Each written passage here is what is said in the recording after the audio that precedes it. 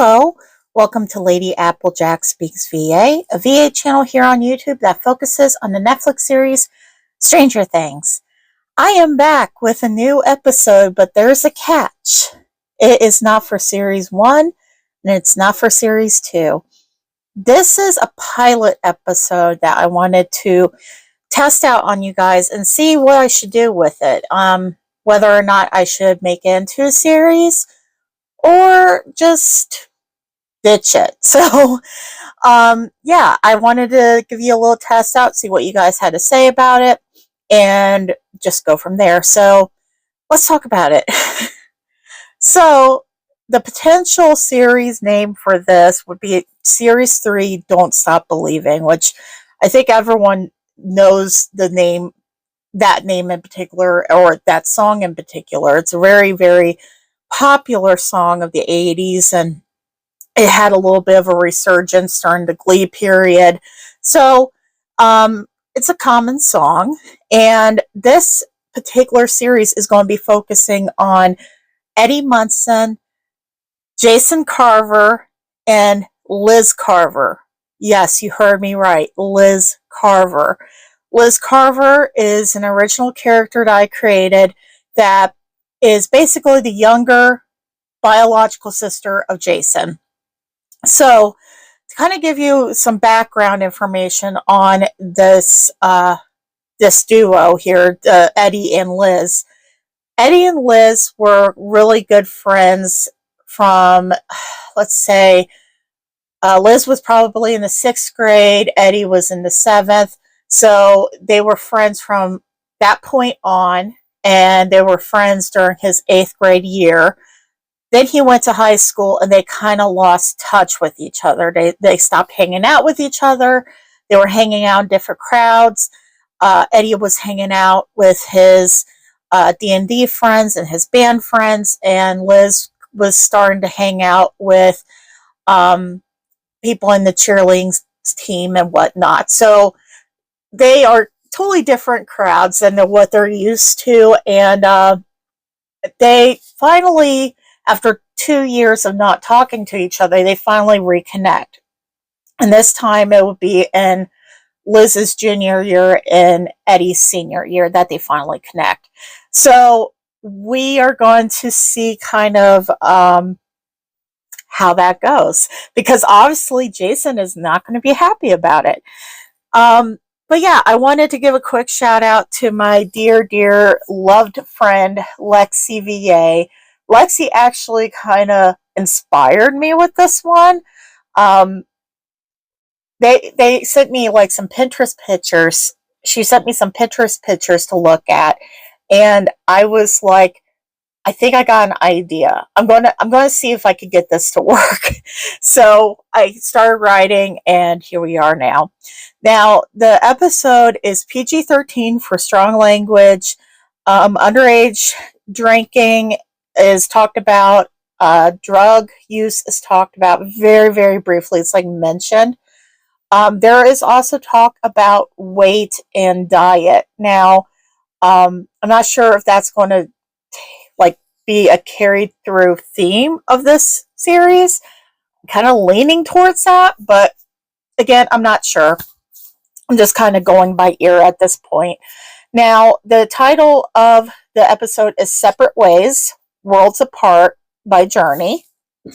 And yeah, we got a little bit of a Journey theme. So with the Don't Stop Believing, one of the lyrics that is very popular in it is just a small town boy born and raised in South Detroit. And then you have just a small town just a small town girl living in a fantasy world. That's kind of the theme that I'm going off of very loosely for this series. The date of this particular script is going to be August 30th, 1985. That fell on a Friday back in 1985, and this would be the first week of school for the kids of Hawkins. You have Liz's perspective in this entire script. However, that doesn't necessarily mean that's going to be like the entire series. We're definitely going to have a lot of Eddie being a narrative as usual, because I just happen to like narrating Eddie. I feel connected to him in a way. So this is Liz's point of view right now. So you can internalize the conversation, like make it think that's in her head, or you could think of it as a fourth wall. The main characters that you'll be hearing from in this episode is obviously Liz. We have Eddie, Mrs. Carver, and Jason Carver. So that's what we're working with. And yeah, I will go ahead and go through the episode. And at the end, you guys tell me what you think. Enjoy. Liz's point of view. Morning at the Carver residence. Liz! Jason! You two need to hurry up. Your breakfast is about to get cold. Okay, Mom. I'm trying. Oh, God. Shit. Mom, have you seen my cheer outfit? Well, more like my cheer skirt. Did you check your closet? Found it. I pull on my Hawkins cheer uniform before rushing over to my vanity chair, tugging on my socks and kids as I drop down onto the stool. It's finally Friday, and I survived the first week of junior year of high school. I swear softly as I look in the mirror and notice that my ponytail is crooked. This will be like the third time I fixed it today. I'll take it out and brush my hair out. In fact, I think I'm going to leave my hair down. I'll leave it down until tonight's football game. I'm sure the cheer captain's going to be pissed, but I'll deal with it later. It's not that big of a deal. Okay, that looks good. I grab my backpack and rush downstairs, dropping the backpack at the front door before I run into the kitchen. Mom is sitting at the table reading over her Hawkins PTO newsletter as I drop down into my normal seat and begin to pick at the scrambled eggs on my plate. Now, Liz, make sure you eat at least half of the stuff on your plate. You have that chemistry test, and you can't take a test on an empty stomach. And it's very important that you keep your GPA up. Mom, I know. Okay? I know. Morning, Mom. Hey, is that a new sweater? Nice. My older brother, Jason. He grabs an apple from the fruit basket on the counter. I roll my eyes as he kisses my mom's ass yet again. I'm sure he's trying to butter her up so she would let him go to Andy's party tonight. He loves a good caker, and I always end up being his designated driver. Jason Carver may be my brother, but he's still a prick. And he's a mean drunk. How Chrissy could date him and not feel gross about it is beyond me. Mom, did you think about what we talked about last night? About me and Liz going to get pizza with the gang after the game's done tonight? That lying son of a bitch. And to make matters worse, I did not want to go out after the game tonight. I wanted to just go to the video store and rent Better Off Dead, go home, shower, and spend my evening drooling over John Cusack. I hate parties.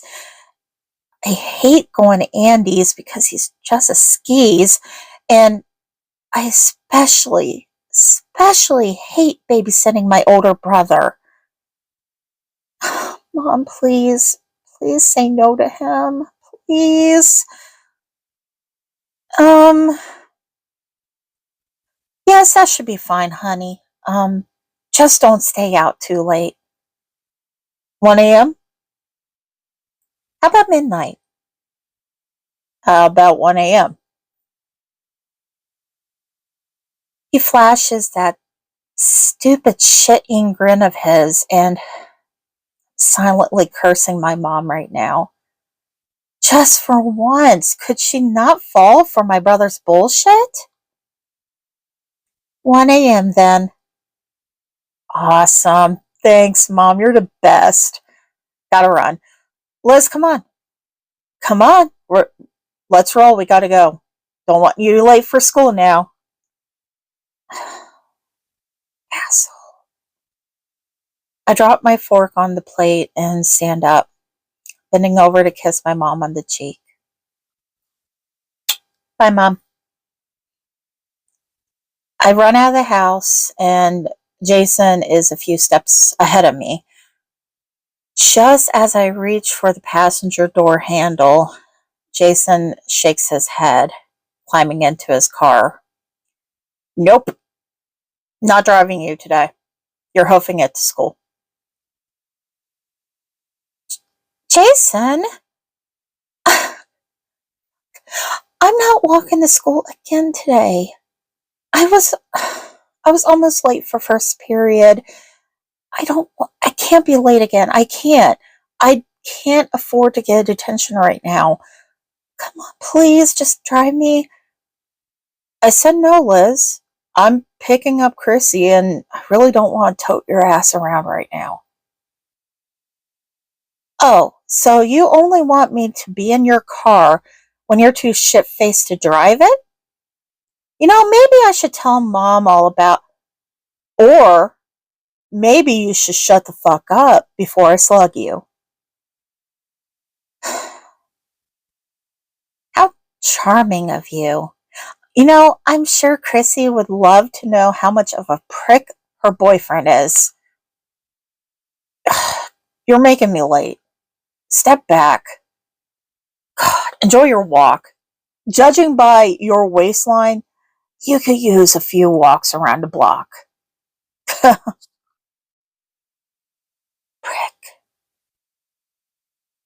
I watch as he speeds off before looking down at my stomach, poking at the pudge underneath my top. I have been trying so hard to lose weight.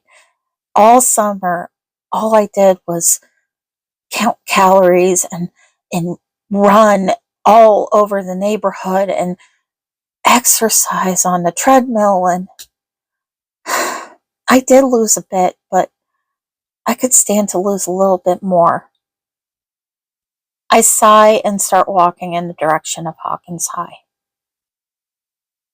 I'm about 2 blocks away when I hear a rumble of an engine behind me.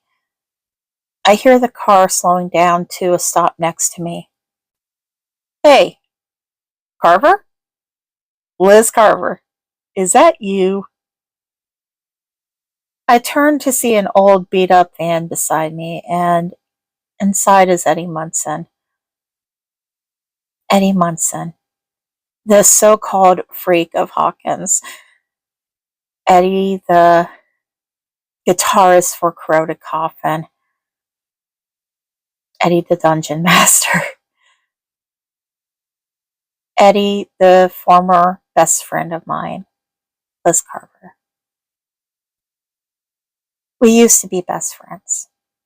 Our story started when he first moved here to Hawkins.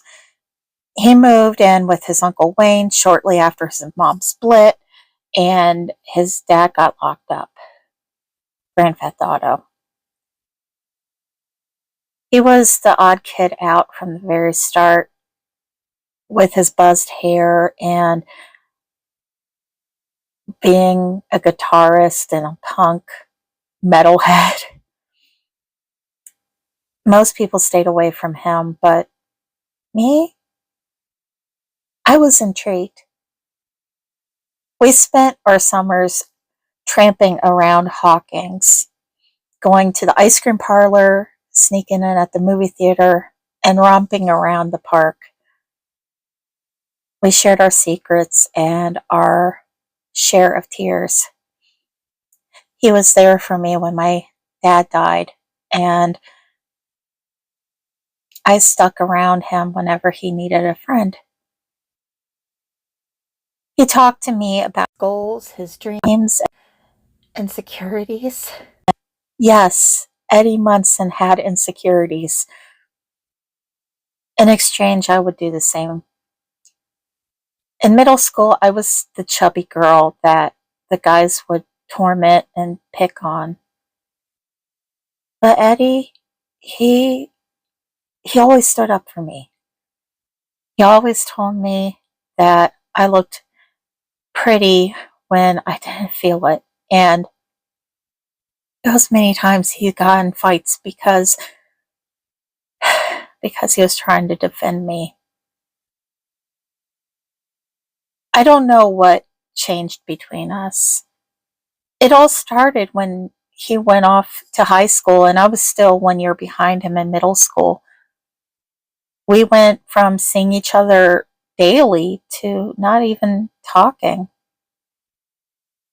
He started hanging out with his D&D buddies, smoking weed, and skipping classes, while I went on to lose weight, joined the cheer squad, and focused very hard on my studies. I was trying to please my mom. She wanted me to have a good education. I would be lying if I said that I wasn't hurt by his absence, that I didn't miss him and need him at times.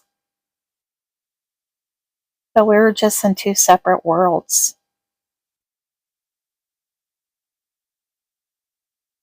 The one and only. Is it Eddie Munson? Am I right? Ouch. Hard to not notice some of the malice in your voice.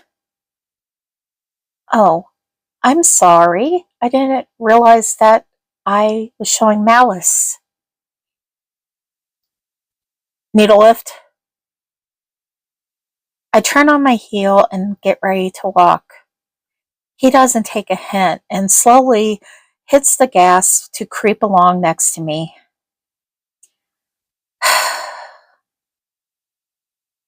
Liz, come on. Let me give you a ride. It's hot as hell outside. I got my AC fixed. Nah, I'm good. Why aren't you giving one of your new friends a ride to school today? That's cold, Liz. It's true. Maybe you should turn on your AC. That might help. He stops the car, leaning over to push open the passenger door, motioning for me with a tilt of his head. Get in the van, Liz. Come on. You don't want to be walking in the heat. You'll get all sweaty and shit. It's definitely not cheer squad approved. Don't make me get out of this van and throw you over my shoulder. I'll make a scene. You know I'll make a scene. Look, all those people sitting out on the porch at Elderly United, they will be witnesses. And you know how the rumor mill works around here in Hawkins. We'll be married by lunch. Fine, fine. I get in the van, pulling the seatbelt around me and closing the door. The van smells like weed, sandalwood, tobacco, and citrus. I take a minute to glance over at him and note how much he's changed since the last time we spoke. He grew his hair out. It was that deep chocolate brown, slightly curly, and to his shoulders. It's so strange seeing him with hair. He is dressed like a metalhead as usual, with his vest covered in band patches and pins, torn black jeans, and one of his Hellfire Club shirts. We clearly look like an odd pair. Thanks, I guess. You know, for blackmailing me to ride to school with you. You're welcome. I barely recognize you, you know? Same to you. The hair, I think.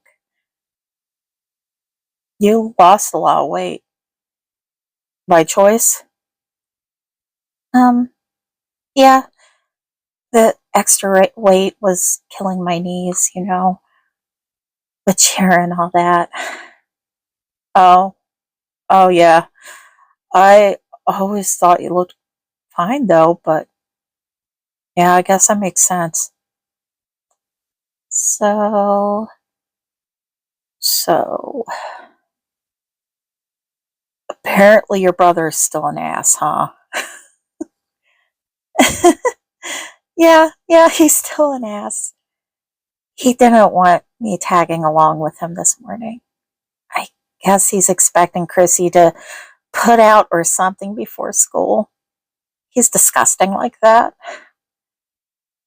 Can't say I'm surprised.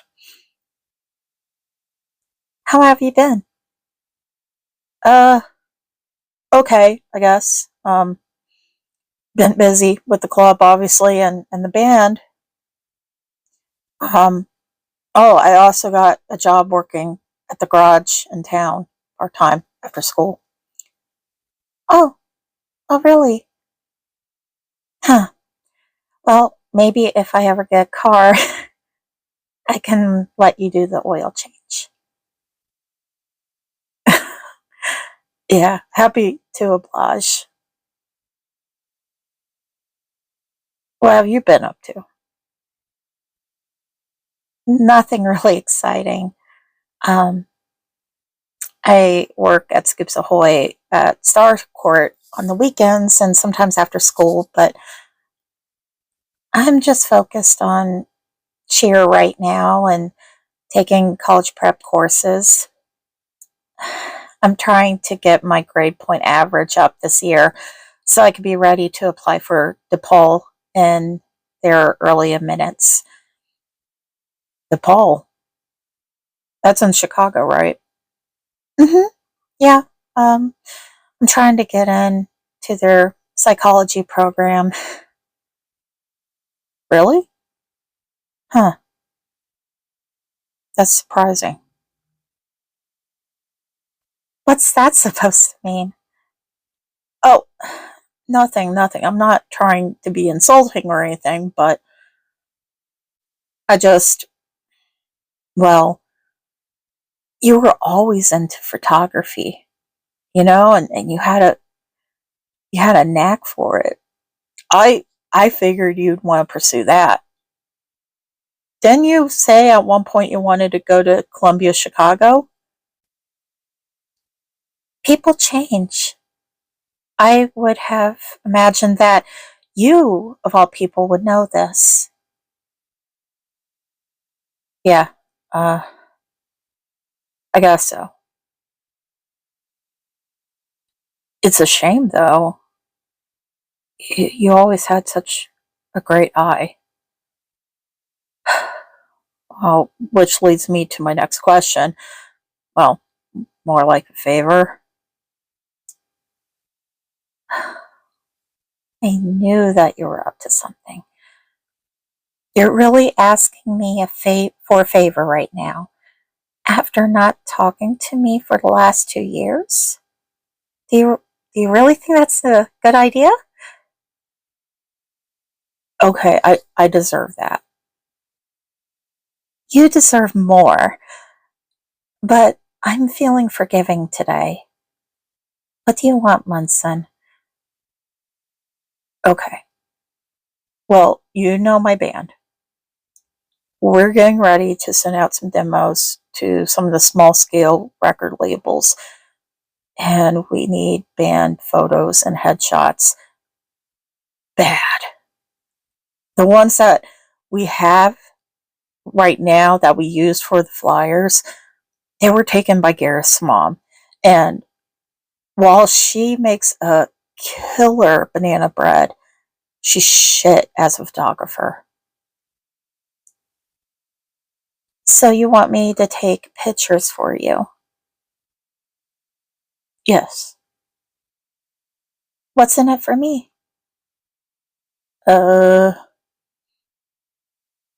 Name your price. $20 and a ride to and from school for 2 weeks. $10 and a ride to school, to and from school, for 2 weeks. $15 rides to and from school, and you have to go with me to Andy's party tonight. Wait, what? Andy as in your brother's minion? No fucking way. Then no deal. Wait. Shit. Okay, what all do I have to do tonight? Not really anything. Just take me from the game to Andy's and hang out with me until my brother gets shit-faced. Or while he gets shit-faced. I don't really care much for his crowd, and Andy gives me the creeps. Maybe you could cover for me too? Like, give me an excuse to leave the party if I need it? Okay. Fine. What time do I need to come pick you up after the game?